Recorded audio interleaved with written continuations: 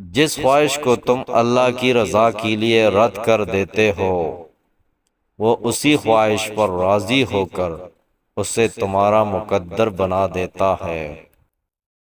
حضرت علی رضی اللہ تعالیٰ عنہ: مشکل وقت میں ہمیشہ دعا مانگا کرو، کیونکہ جہاں انسان کو حوصلہ ختم ہو جاتا ہے وہاں سے اللہ پاک کی رحمت شروع ہوتی ہے۔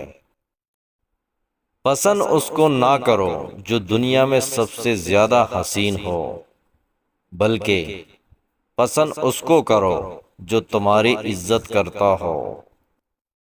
حضرت علی رضی اللہ تعالیٰ عنہ: جو دعا سے بھی نہیں مل رہا تو سمجھ جاؤ کہ اللہ نے اس سے بہتر آپ کو عطا کرنا ہے۔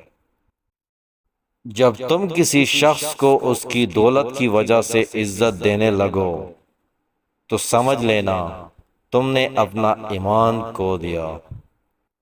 حضرت علی رضی اللہ تعالیٰ عنہ: اگر دنیا میں سکون ہوتا تو لوگ اللہ تعالیٰ کو بھول جاتے۔ سکون تو صرف ان لوگوں کے پاس ہے جو اللہ کی رضا کو اپنی رضا سمجھتے ہیں۔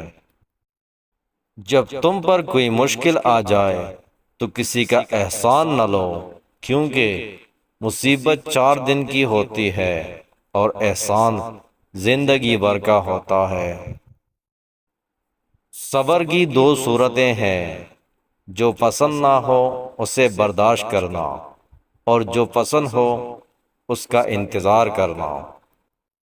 حضرت علی رضی اللہ تعالیٰ عنہ: ہمیشہ سچے لوگوں سے دوستی رکھو، وہ اچھے دنوں میں سرمایہ اور برے دنوں میں محافظ ہوتے ہیں۔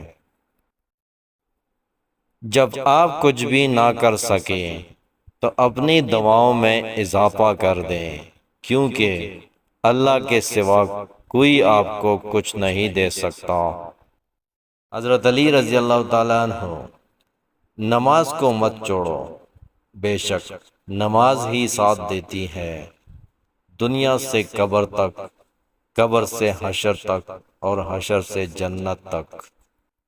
حضرت علی رضی اللہ تعالیٰ عنہ: کبھی اس کو نظر انداز نہ کرو جو تمہاری پرواہ کرتا ہے، ورنہ کسی دن تمہیں احساس ہوگا کہ پتھر جمع کرتے کرتے تم نے ہیرا گنوا دیا۔